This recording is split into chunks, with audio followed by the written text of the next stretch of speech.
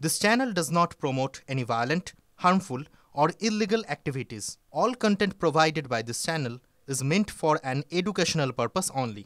যোগা দিবসে যদি ভিন্ন মত প্রকাশ করেন তাহলে কিছু বলার নেই। আর যোগা দিবস নিয়ে তো সবাই আমরা তৎপর এবং সবাই করতে পারে, সেটা নিয়ে দলীয় বিভাজন করা উচিত নয়। তারা যদি মনে করে যে তারা সুস্থ থাকতে চান, কারণ তাদেরও সুস্থ থাকা দরকার, কারণ আগামী দিনের জন্য তারা যদি নিজেদেরকে সুস্থ না থাকে তাহলে একটা বড় ঝটকা পেয়ে যাবেন। তো তাই জন্য সুস্থ থাকা দরকার, যোগা করা উচিত হচ্ছে সবাই। সুস্থ থাকুন, ভালো থাকুন, সবসময় যোগা করুন, যোগা করা দরকার, শরীর সুস্থ রাখা দরকার। প্রত্যেক দিন নিজের জন্য 1 ঘন্টা দিন, যাতে আগামী দিনটা আপনার যে কদিন বাঁচবেন সে কদিন সুস্থ হয়ে বাঁচতে পারে, সেটা ভীষণ দরকার। না, এটাই যে বললাম, টিপস আর কি দেবো। যোগা করতে হবে, আমি যখন যোগা করে আপনাদের দেখাতে পারছি না, কিন্তু যোগাটা করতে হবে।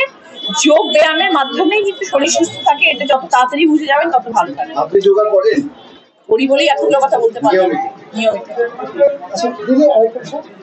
ঘাটালের মাস্টার প্ল্যান না হলে বাস্তবায়িত না হয় 2026 সালে ঘাটালের সাংসদ বের করেছে প্রচারে বহু প্রচারে আমি কোনো কথা বলতে পারবো না, দেবকে জিজ্ঞেস করবো, আমি যাই বলতে পারবো।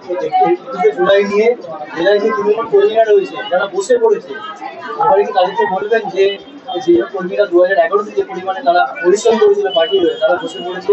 না, আমি সবার জন্য একই বার্তা দেবো যে আমরা দলের হয়ে কাজ করি, কারোর উপরে কোনো রকম মান অভিমান ক্ষোভ থাকার কথা নয়, এবং আমরা সবাই দিদির সৈনিক, আমরা দিদির জন্য কাজ করি। আমরা দলে আছি সবাই দিদির কথা জেনে, আমরা সবাই দলে আছি অভিষেক বন্দ্যোপাধ্যায়ের জন্য, যারা পশ্চিমবাংলার মানুষকে ভালো রাখতে চায়, তাদের কথা ভেবে আমার মনে হয় সব দলীয় কর্মীদের বেরিয়ে আসা উচিত এবং সবাইকে মাঠে নামতে হবে, সবাইকে রাস্তায় নামতে হবে এবং সবাইকে দিদি হয়ে কাজ করতে হবে।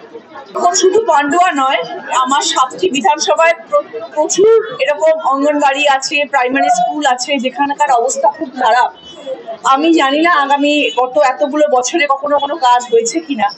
এখন আমি গত 5 বছর ধরুন কিছুই কাজ হয়নি, সেটা আলাদা কথা, কিন্তু আমি সাংসদে আসার পরে আমি তো ভগবান নই, আমি একটি মানুষ যার 1টি বছর হয়েছে। আমার কাছে 55-60খানা স্কুলের অভিযোগ এসেছে যেগুলো ঠিক করার দরকার। আমি একা কত লড়াই করতে পারি? যদি বিধায়করা না উঠে পড়ে লাগেন, যদি পৌরসভা না উঠে পড়ে লাগেন, যদি পঞ্চায়েত না উঠে পড়ে লাগেন, যদি ব্লকের মানুষ না উঠে পড়ে লাগেন, সবাইকে মিলিতভাবে এই প্রচেষ্টা চালাতে হবে এবং স্কুলগুলোকে বাঁচিয়ে তুলতে হবে। আমি বরাবর বলে এসেছি শিক্ষা স্বাস্থ্য নিয়ে আমি মূলত কাজ করব এবং আমি সেই দিকেই লক্ষ্য দিয়ে এগিয়ে চলেছি যে শিক্ষা স্বাস্থ্য নিয়েই আমি আগামী দিনে কাজ করব। তার জন্য আমি চেষ্টা করছি যতগুলো আমার পক্ষে সম্ভব স্কুলের একটুখানি যাতে পর্যবেক্ষণ করা যায় এবং সবকিছু দেখে যাতে ঠিকঠাক করে স্কুলগুলোকে চালানো যায়, সেই চেষ্টা আমার আছে। এবং আমার হসপিটালগুলো নিয়েও চিন্তা ভাবনা করার আছে, সেগুলো নিয়েও আমি ভাবছি যতটুকু আমার পক্ষে সম্ভব আমি এগুলো নিয়ে কাজ করব আগামী দিনে। এই যে মানুষ ছাতা নিয়ে বসে, যাতে আগামী দিনে অ্যাটলিস্ট আমি যতদিন আছি তার মধ্যে যাতে মাথায় কাউ ছাতা না থাকে, সেই চেষ্টাটা আমি করবো। স্কুলে বসলে ছাতা যেন না হতে পারে, এর থেকে দুঃখের আর কিছু হতে পারে। ওই স্কুলের প্রধান শিক্ষক তিনি বলছেন যে 10 দিন আগে আপনাকেও চিঠি করেছে, কিন্তু সেটা 10 দিন তো কাজটা হয় না, কাজটা করতে সময় লাগবে।